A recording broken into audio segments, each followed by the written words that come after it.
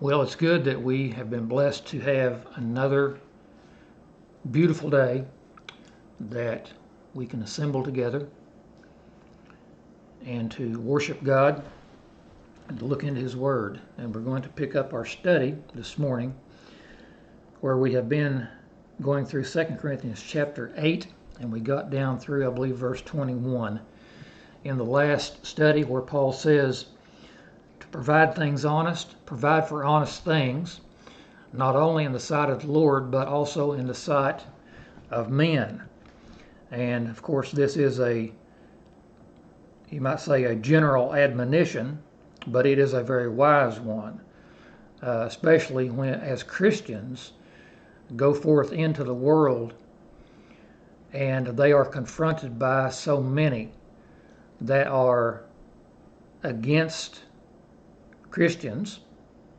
They are against things that are righteous and holy and good, and who are just looking for something that they can accuse the Christian of.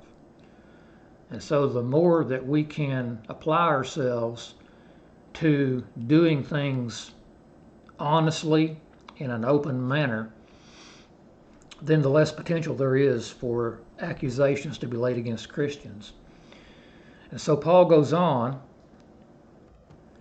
here, and he says in the next verse, verse 22, he says, "And we have sent with them our brother, whom we have oftentimes proved diligent in many things, but now much more diligent, upon the great confidence which I have in you."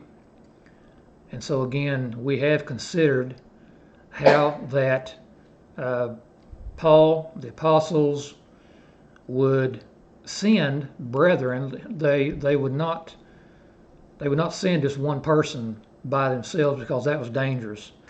They always traveled in a party, and this was not only so that one or two could help each other. And I didn't think to look this up, but it would fit. There's a verse, I believe it's in Proverbs, that says when two walk together and one falls, then the other can help them up. And so, this is a very basic principle. And even when Jesus, we see that he sent the apostles out, in Matthew chapter 10, on a limited commission, he sent them out 2 by 2. And again, later, he sent out the 70. He sent them out 2 by 2. And so there's wisdom in brethren working together. And we see this, that these brethren, as they would travel, particularly as Paul on his missionary journeys, he would have those who would travel with him. He would take Silas with him on one journey. He took Mark with him on one journey, and Mark left, and that caused a rift between him and another. But anyway, we see the principle.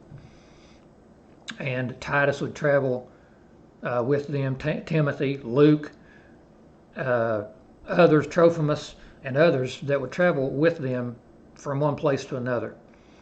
And so when he says, "And we have sent with them our brother," so we look at 2 Corinthians 12, verse 18, Paul will write, "I desired Titus, and with him I sent a brother." Now we've reflected on this verse earlier in the study of this chapter, that whoever this brother is, he is not named.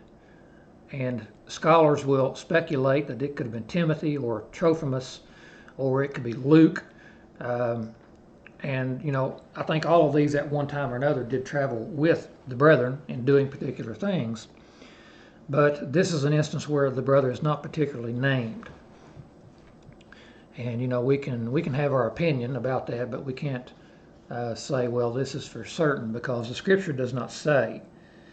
But nevertheless, again, we see the principle that when they would send a person, a brother, to do a particular thing, there's usually somebody went with them. And so we see here, as he says, "I desired Titus, and with him I sent a brother." And so, once again, this seems like the same brother is being referred to, and even again, but not named. So he says, we sent our brother whom we have oftentimes proved diligent in many things. And if this was Luke, then it certainly would fit how that he followed with Paul during the missionary journeys. He was absent during part of one of the journeys, but he returned then. I believe that was perhaps following the trouble that Paul experienced at Philippi. Somewhere along in there, I think Luke returned. And of course, Luke recorded the book of Acts. He wrote the book of Acts in addition to his record of the gospel, which scholars actually believe that used to be just all one writing and was separated later into two different books. But anyway, Luke followed with them, continued with them, traveled with them, and recorded the book of Acts that we are so blessed to have. And he says then in verse 23, whether any do inquire of Titus, he is my partner and fellow helper concerning you, or our brethren, be inquired of. They are the messengers of the church and the glory of Christ. And so, as he said, we have sent with them our brother, whom we have proved diligent. Many times we've proved them diligent in many things. And so he says, if anybody inquires of Titus, well, then he says of him, he is my partner and fellow helper concerning you, or of our brethren. So that would probably be the others that he's referring to, that he sent with them. So if any inquires of them, he says of them, they are the messengers of the churches. So I wanted to look at a couple of words here as he says, so if any inquires of Titus, if they question or ask about Titus, Paul says, well, he is my partner. And we see, we want to look at the usage of this word partner, and we find this in Luke 5 and verse 7, where the verse says, and they beckoned unto their partners, which were in the other ship, that they should come and help them. And they came and filled both ships so that they began to sink. And so this was one of the occasions where the Lord said, launch out into the deep, cast your net. And, they did that. They did what the Lord said. And even after toiling, I think, all night and having not caught anything, then all of a sudden they have their nets so full that their nets are about to break and they're filling both ships. But the point is, they beckoned to their partners. And so some of the apostles were fishermen and they worked together. Peter, for instance. And the point is, they worked together. That's the point I wanted to get from the word partner. And then again, in Philemon 1 verse 17, Paul says there, if thou count me therefore a partner, receive him as myself. And so let's look at the word partner. And so this word means a sharer, that is, an associate. And so they worked together. They were an associate. And perhaps you could even say that this would be like two or more people who were in a business together. They were in a partnership. They were partner. They worked together. They were associates. And so then he says here of Titus, he is my partner and fellow helper. So before we look at that word, I want us to look at a couple of places where that word is used. Romans 16 and verse 13, where Paul said, salute Rufus, chosen in the Lord, and his mother and mine. And I'm thinking I put the wrong verse there, so that's in making my notes. So I'll have to go back and check that and perhaps post that on the screen when I find the appropriate verse. In Philippians 2 and verse 25, Paul says, yet I supposed it necessary to send to you Epaphroditus, my brother and companion in labor and fellow soldier, but your messenger and he that ministered to my wants.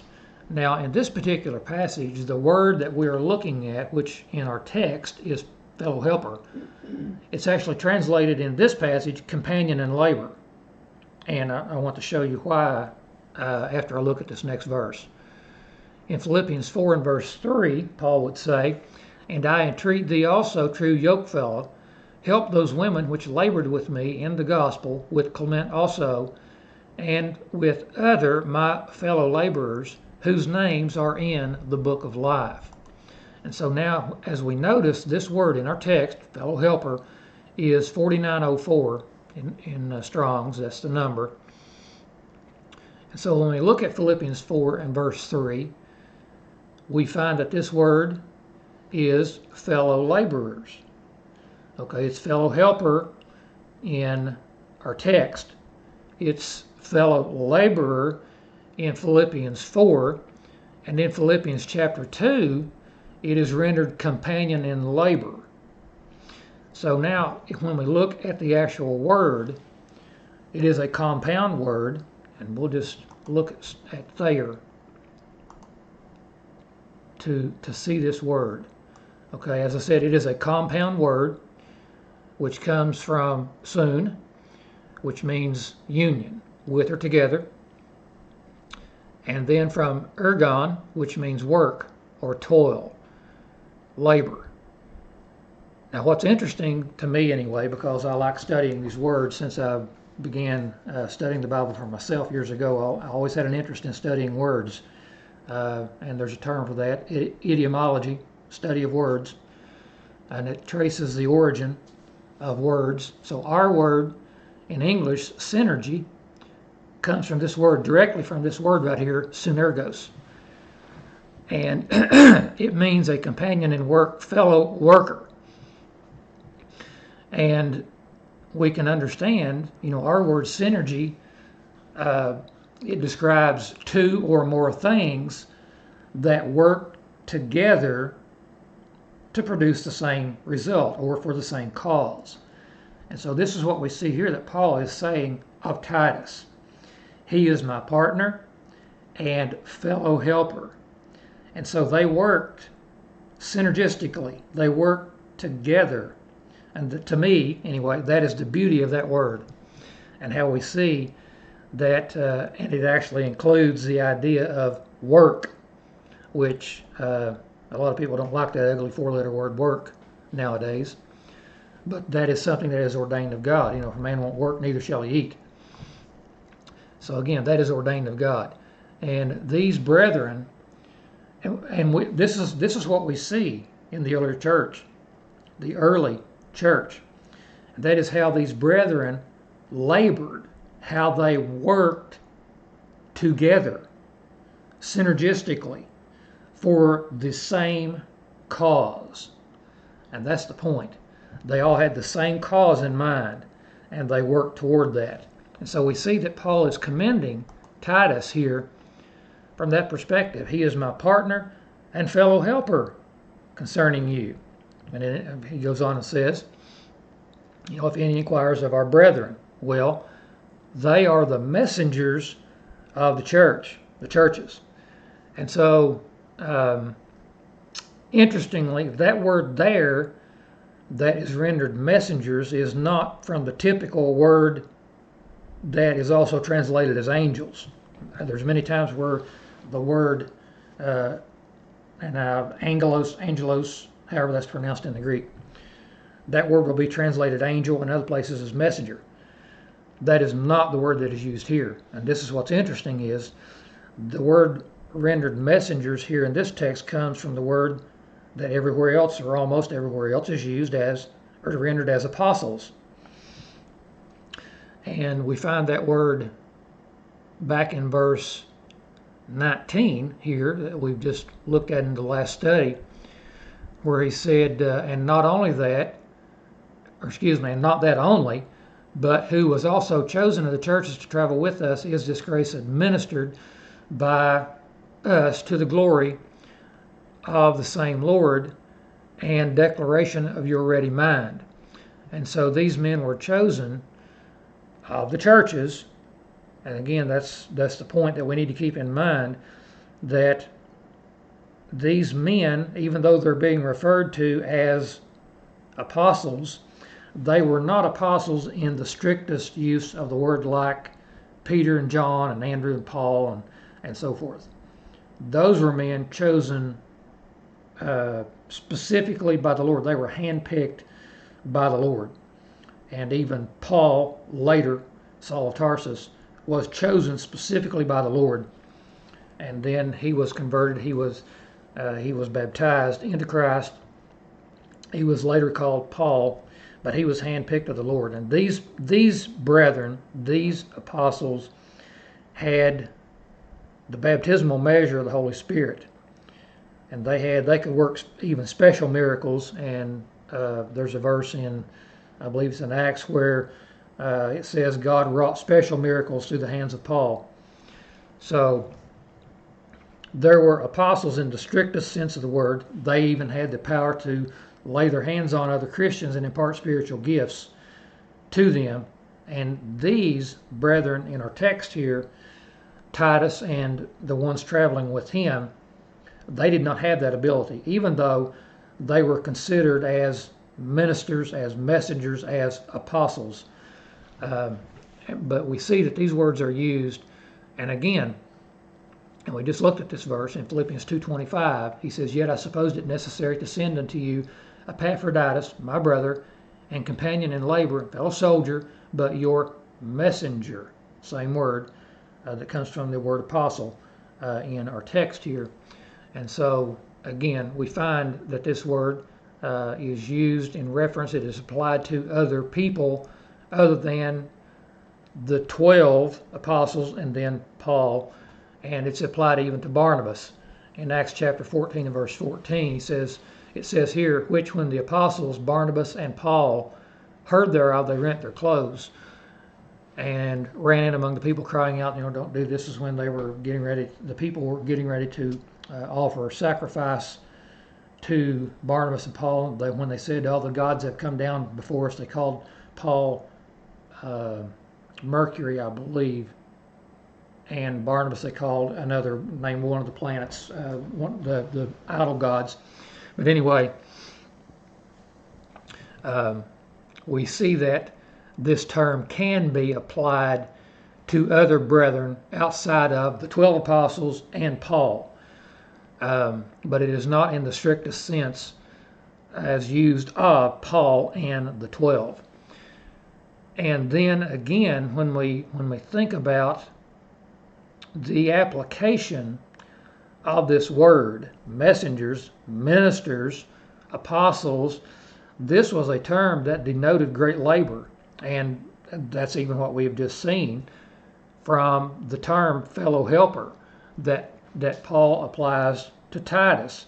There was labor involved. And the point I'm getting to here is we never see the idea in the early church of a person or two persons or a group of persons who were set up in the congregation as lords over the congregation, and that they were to be honored, and everything they said, the people were to bow down to them and to do exactly what they said. We don't see that. What we see in the scriptures, when we thoroughly investigate the scriptures, when we see that it was the apostles, the text speaking of an apostle, if the text was speaking of an elder, if the text was speaking of a deacon, and even the synonyms of an elder, the bishop, shepherd, and so forth, pastor, what we see is the text, the various texts will specifically say that they were to lead by example. And that is exactly what Paul wrote to Timothy. He said, "Let no man despise thy youth, but be thou an example of the believers." And this is not just to, quote unquote, the lay person, the lay Christian, us little peons down on the bottom, just the pew occupiers. That's to everybody. And even when there is a situation where there is an elder and or deacons, they are to work. And they are to lead by example. And that is a point that is so often overlooked in the modern perception in congregations of the elders, the eldership, the deacons, and so forth. But all Christians, regardless of position, song leader, those who lead prayer, those who preach, those who teach, whether they be an elder or a deacon, whatever, all are equally required to lead by example. They are required to teach and to, as I say, to lead by the example. They are to first set the example themselves. And it's the same way even with a parent. And this is another concept that is so often overlooked. Parents are to teach their children. Okay, we get that. But they are to teach their children by living the example. Parents teach their children, they will teach their children more by example than they will by word, and telling them to do things. And so this is such a great principle throughout the Bible, that great men would lead by example. And so as we go on then, Paul says in verse 24, as we close out this chapter, he says, "Wherefore show ye to them and before the churches the proof of your love and of our boasting on your behalf." I'll read this from the New King James Version as well. "Therefore show to them and before the churches the proof of your love." And you know, we might structure that sentence a little bit differently. We would say it all amounts to where you place the subject in the sentence. Show the proof of your love to the churches, and so, but anyway, when we look at it, it's easy to understand. And so he says of Titus and the brethren that was to be coming, and he's telling the Corinthians then, now you show them the proof of your love. In other words, you need to have this gift, this collection taken up. It needs to be done. So when they get there, and as Paul said in the first epistle, when I come, there be no gatherings. And so that's what he's saying here. And he refers again to this boasting. When we look back at verse 8 in this chapter, he said, "I speak not by commandment, but by occasion of the forwardness of others, and to prove the sincerity of your love." And again, when we back up in chapter 7, he said, "For if I have boasted anything to him of you, I am not ashamed, but as we spake all things to you in truth, even so our boasting, which I made before Titus, is found to be a truth." And so, you know, Paul would boast of the Corinthians and how that they were so desirous, they were so desirous to engage in this contribution. And Paul would use that to provoke others to do likewise. And so simply what he's saying is, then, so you Corinthians, when Titus and these brethren come to you, then demonstrate this love that I've boasted about of you to them. Okay, and he says the proof of your love, demonstrate. In other words, show to them, demonstrate. Don't just say this, don't just act like you're going to do this, but demonstrate it. And this is another principle that we can learn from in the scriptures, and we'll look at this is not really in the same vein as what he is saying here, but the principle is the same. And that's what I want to get out. This is how we study, and this is how we learn from the scriptures, when we see these principles. And we can see them even from different texts and different contexts, but we can see the same principle. And this is really good when we notice this. So in Matthew 25, there the last half of that chapter, we see that great judgment scene there. When the Son of Man would come in his glory, he would sit upon the throne of his glory, and before him would be gathered all nations, and he'd separate them one from another as a shepherd divides the sheep from the goats. Okay. He says in verse 41 beginning, then shall he, the king, then shall he say unto them on his left hand, depart from me, ye cursed, into everlasting fire, prepared for the devil and his angels. Why? For I was hungered, and you gave me no meat. I was thirsty, and you gave me no drink. I was a stranger, and you took me not in. Naked, and you clothed me not. Sick, and in prison, and you visited me not. Then shall they also answer him, saying, Lord, when saw we thee and hungered, or athirst, or a stranger, or naked, or sick, or in prison, and did not minister unto thee? Now watch this. Then shall he answer them, saying, Verily, truly, verily I say unto you, insomuch as you did it not to one of the least of these, my brethren, you did it not unto me. So this is taken on what he has just said to those on the right hand. That's why he says he will say to these also. But we see this principle here. We see it in both cases, those on the right hand, those on the left hand. Those on the right hand, he said, I was hungry and you fed me. I was sick, you visited me. I was in prison, you come and visited me, and so forth. I was naked and you gave me clothes. And they said, well, when would that happen? He said, when you did this to the least of these my brethren, then you did it to me. And likewise, the flip side of the coin, so to speak, when you did it not, these on the left hand, and when you look at what he says here, you can see the parable of the rich man and Lazarus. You remember that Lazarus was laid at the rich man's gate full of sores. He had to beg for everything he received, but he was ignored by the rich man. And in the context of that parable, they both were Jews, because this was under the law of Moses. They wouldn't carry a Gentile and lay him at a Jew's gate. That just wouldn't happen.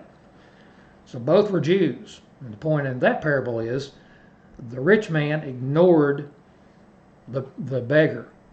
And that is exactly the principle we see right here being expressed in these people saying, when did we ever see you hungry and thirsty or a stranger and that and so forth? He said, when you do this, inasmuch as you did it not to one of the least of these my brethren, you did it not unto me. And so, again, we see this principle of demonstrating our love, not just saying, I love you. And as James would say, if a brother or sister be naked and destitute of food, daily food, and one of you say to them, depart in peace, be ye warmed and filled, notwithstanding you give them not those things which are needful to the body, what does it profit? So you see, again, the same principle, just worded perhaps in a little bit different way. It doesn't do the person in need any good for you to say, well, good luck. Kind of what James is saying here, the way we would say it. Good luck, hope, wish you well. That doesn't do them any good. That is an empty, and I even besmirch the word love to use the word love there, but it is an empty love.